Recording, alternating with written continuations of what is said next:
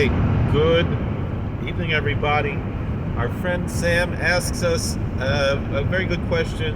Again, doesn't really matter what I believe, but I'll tell you what I was taught. So he asks, do you believe that the Messiah, the Mashiach, has to come before the year 6000? So first of all, I'll tell you what we learned in yeshiva. Again, I learned by Rav Moshe Weinberger, very popular Rav in Woodmere, New York, and he was the Maggid Shir in the Yeshiva Katana in the high school where I attended as a bacher. And he was my Maggid Shir for about a year and a half, a little bit more than that. And he told us that the Rav Yaakov Emden said once that, and he wrote in his writings, that if he were to live to the year 6000, and Mashiach was not here yet, he would get up to the highest mountain and shout for the whole world to hear, Ani Mamin b'Shlema b'Viyas HaMashiach v'Afal Pishis V'Meim Kol Zeh Achakalei B'Chol Yom Sheyavoi. I believe in the coming of the Messiah, and even though he tarries, I wait for him every day that he should come. And so that's and Rabbi Weinberg pointed out that really it's only one opinion in the writings of our sages, in Chazal, and the Gemara, and the Medrash, that says that the Mashiach has to come by the year 6000. It's not something that's necessarily binding, that it has to be that way. It's one opinion. But even so, even let's say we do hold by that opinion, nonetheless, if Mashiach would not come by that time, the Yavitz, Rav Yaakov Emden, very famous,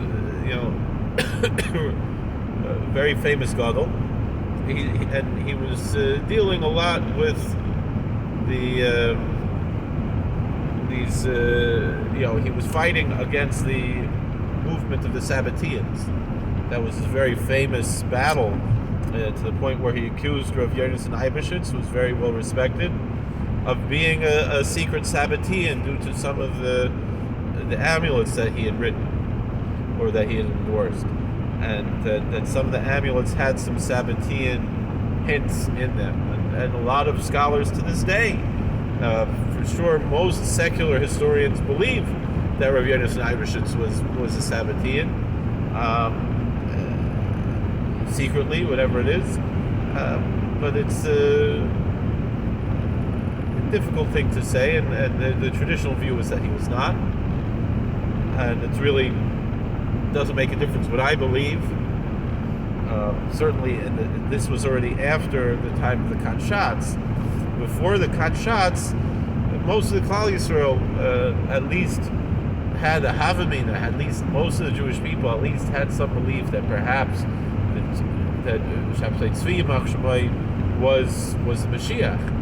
Some people accuse my holy Zayda the Chavos Yoyer. Some secular scholars accuse him of being a Sabbatean because he collected a lot of Sabbatean literature, and he did make some references that have been interpreted to be Sabbatean, or that at least he had some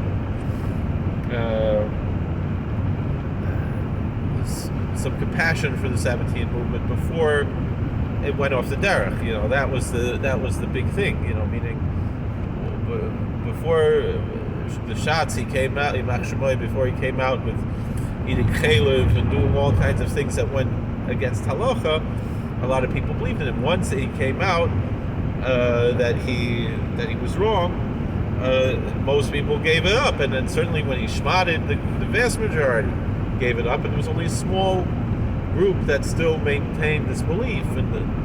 But were there big people? Was it possible that Rav Yonasan Eibeshitz is among those? I don't want to say such a thing, but I know that there are people who say it. And so that was part of the reason why this was something that Rav Yaakov Emden was very vocal about, is that the main thing is we believe in the coming of the Mashiach. And I think the belief in the coming of the Mashiach, as opposed to saying that this person's Mashiach or that person is Mashiach, is something that keeps us very grounded in reality.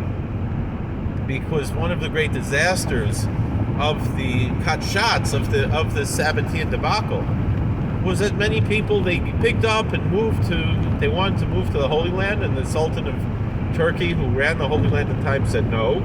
So they went back to wherever they came from in Poland, and they'd already sold their homes and whatever it was. So they couldn't go back.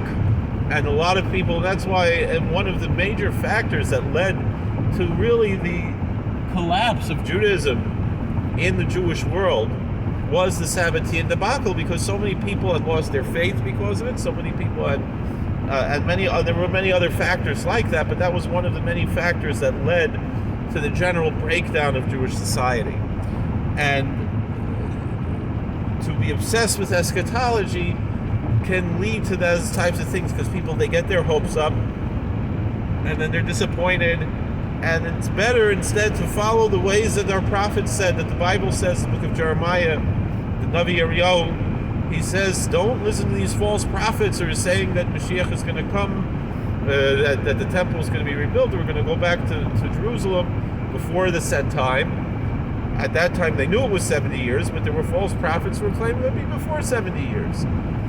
And Jeremiah said, don't listen to them, but rather build houses and plant vineyards and plant gardens and pray for the peace, for the welfare, for the prosperity of this city where I have sent you, says the Lord.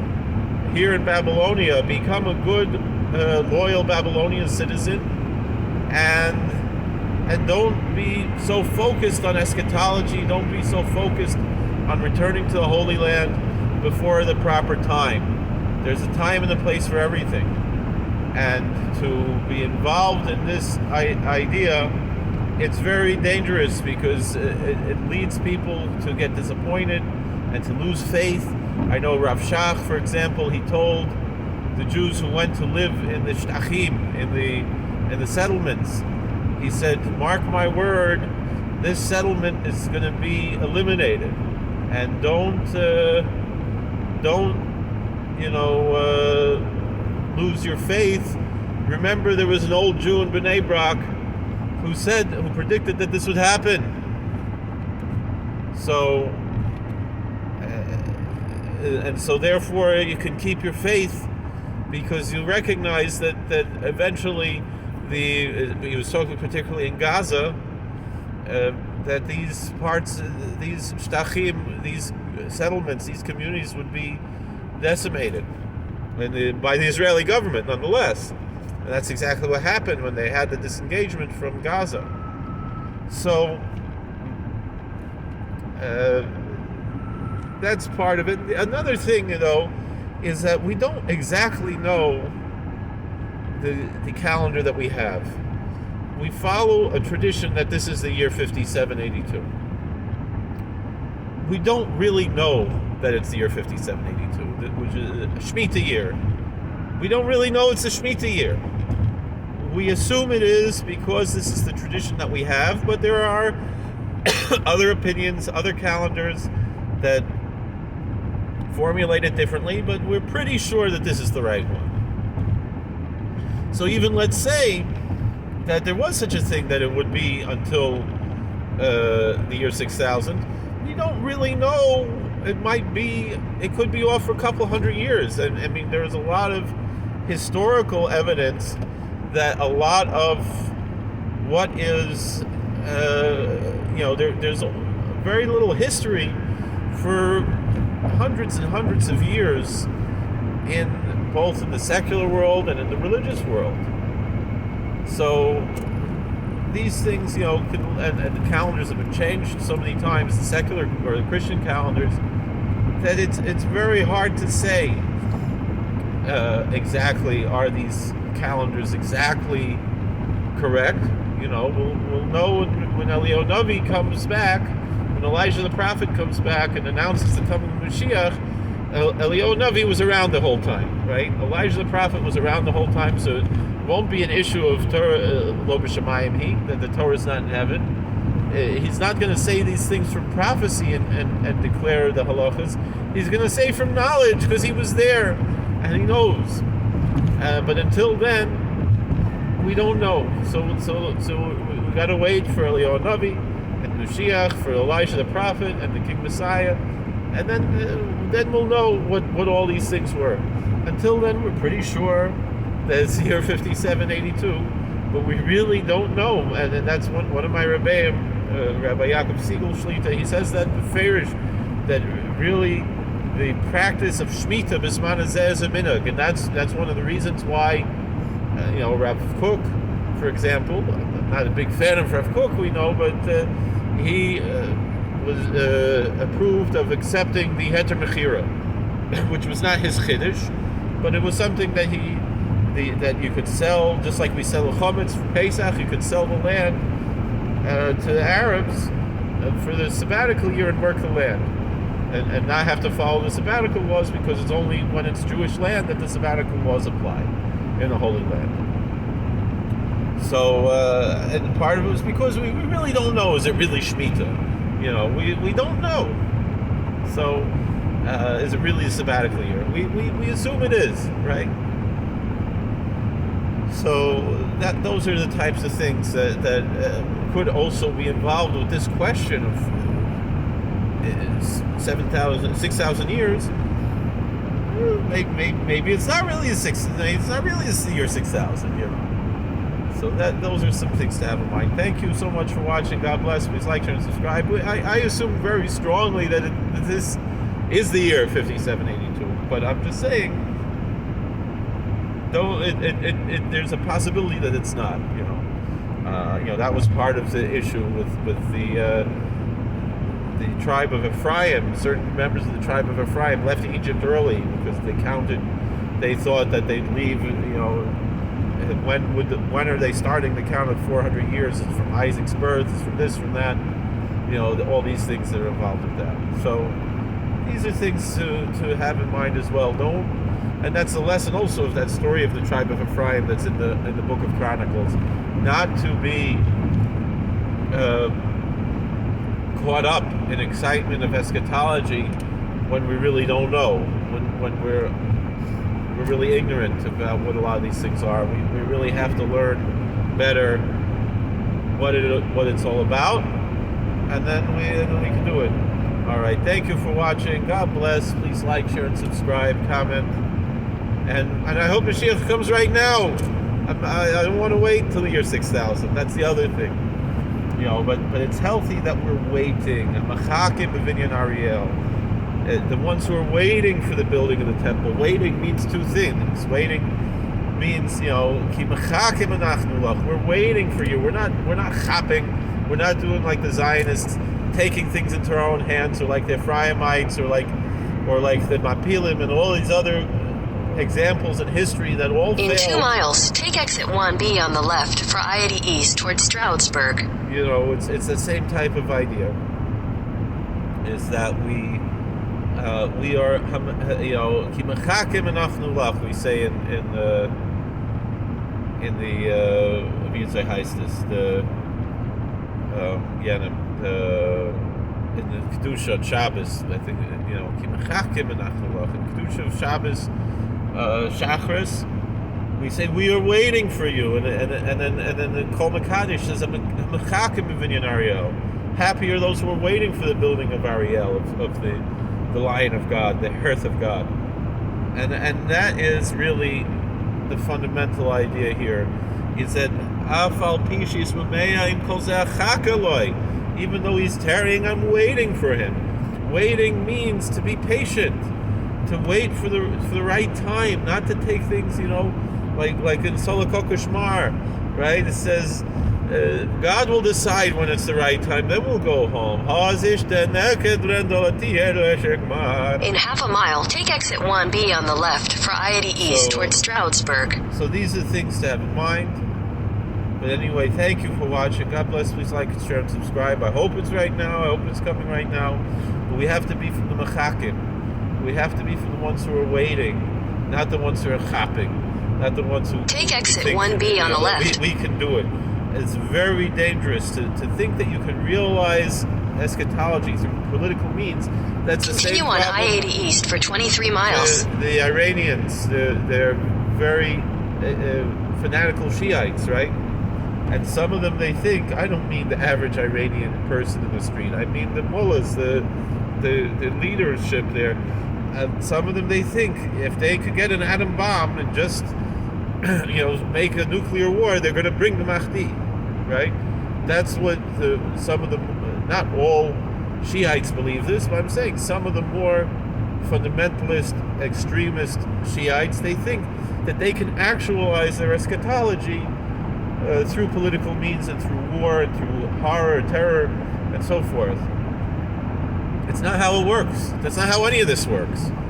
The whole idea of eschatology is that these things are unrealized that we're waiting for, and when they come, and we're looking forward. We know they're going to happen. We know they're going to come. Each religion has their own eschatology, but they all, seem to have, before the good stuff, there's some bad stuff, right? But then in Judaism, we say the bad stuff doesn't necessarily have to happen. It can happen, or it could be interpreted differently, or whatever it is. But we know in the end there's the good stuff, and it's dangerous because we're living in a time of tribulation.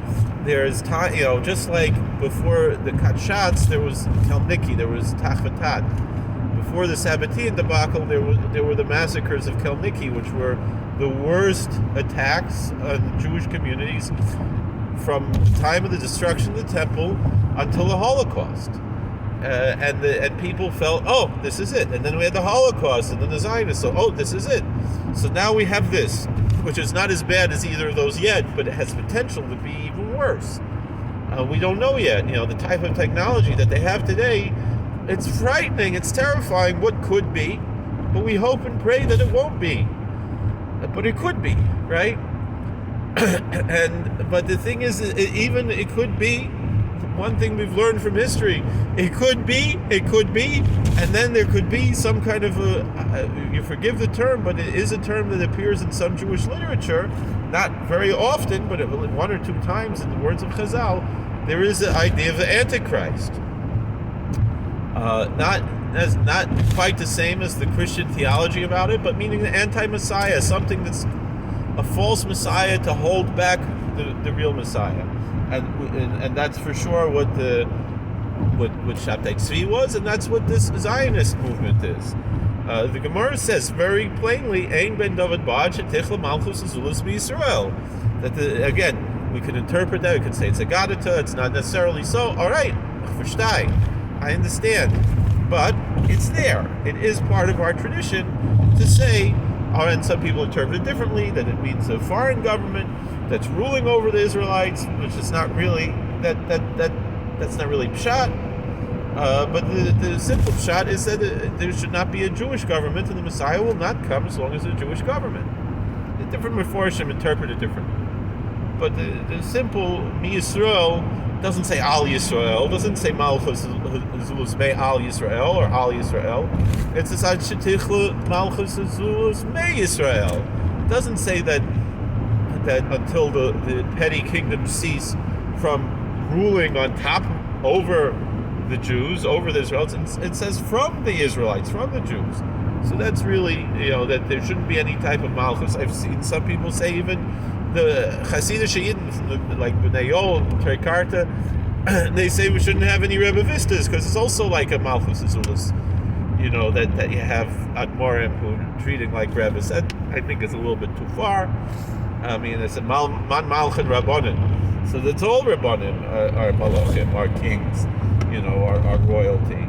So it's very hard to say that's pshat there, that there shouldn't be any Rebbe Vistas. But for sure, there shouldn't be these type of Jewish governments, the state of Israel, an independent government. It would be one thing if it was a non-sectarian government that happened to have a lot of Jews and was there, and it didn't call itself a Jewish state. That would be a different story, perhaps. Even if it was majority Jewish, and even if like how in America, that's not really a Christian country, a Christian state, but it's a Christian nation, a Christian country in the fact that it's majority Christian, and that's why in most parts of America the post office is closed on Sunday because it's a majority Christian country. But then you have some neighborhoods where the post office is closed on Saturday. Kiryas Joel is not one of them because Kiryas Joel doesn't have their own post office. They still use the Monroe post office.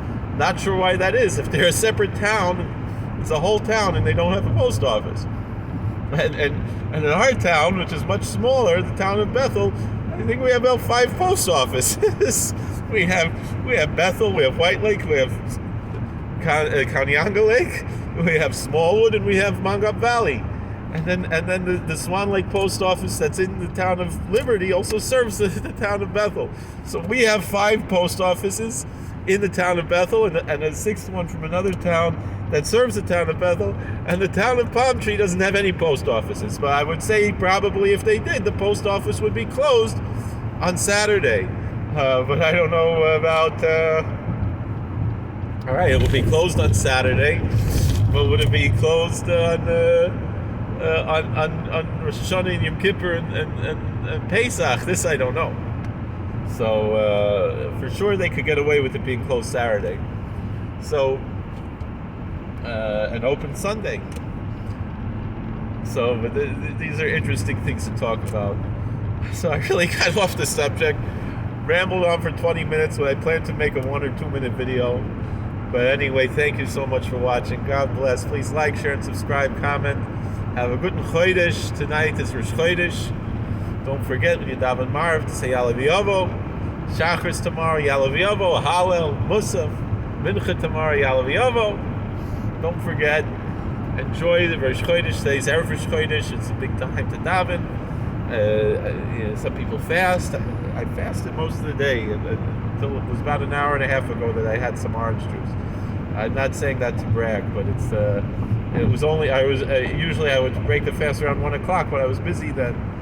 I would do till Chatzos, but I managed to daven mincha before with the chevra there, with the guys. It was a funny thing that I'm davening mincha with 2 guys. None of them are really Jewish, but they identify they like to come to Jewish services, and then the one doesn't identify as Jewish, but he likes to learn Kabbalah, and the other one he says maybe he has some Jewish ancestry, maybe on his mother's side, right? And the 3 of us, we daven mincha together, and we learned some chumash together. And then on the other side of the auditorium, the other side of the chapel, there was a Theodish Gothi, who was from a Norse pagan priest who was conducting a pagan ritual. And the interesting thing was, he had, before one of his own kith and kin, one of his folk, another Odinist guy was there. And then he left because everything is divided into zones and everything. So then I asked this Odinist minister, could we have this Asa True minister, could we invite the Wiccans to come? Could you minister to them? He said, sure, why not? So, because I know he used to be Wiccan, but he's been Odinist for 25 years, and he became a Gothi and everything. And he said, oh yeah, they could come and we'll do something for Samhain and everything. So, so 2 guys came, one who was a devout Wiccan, and the other one who was a Universalist type of a guy, not a Universalist Norse pagan. I mean, a Universalist in general, like Unitarian type of not Unitarian, but Universalist. He's interested in all the religions of the world. A very a mentally challenged person, handicapped person, and the other one wasn't. And the 2 of them, they enjoyed very much their rituals there with the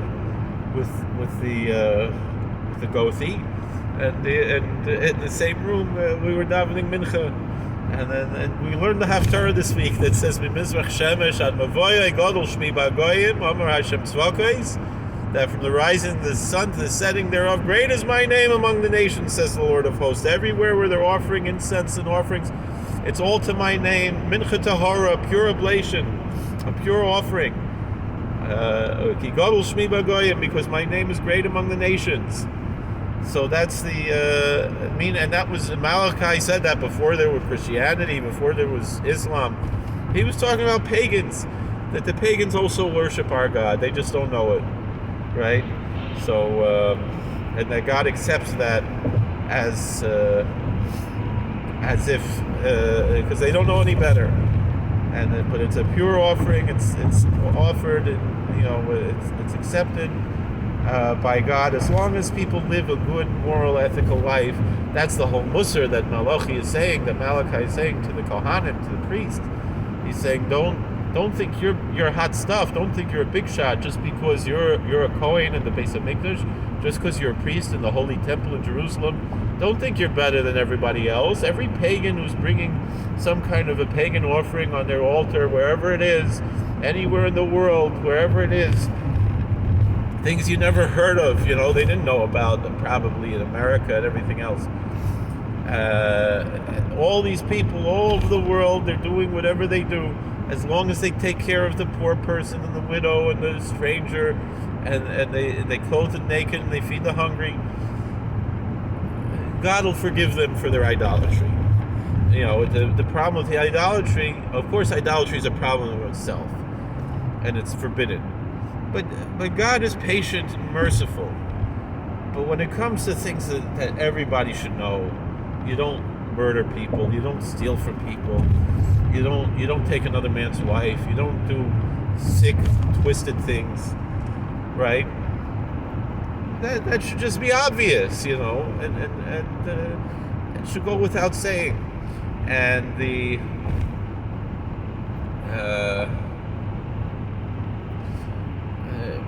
that reminds me of the story, I told this over, of the Hindu priests that were visited by members of the colonial government in India from England. And the British colonial governors there told the Hindu priests, they said, we will respect your tradition, your custom of burning and killing widows, right?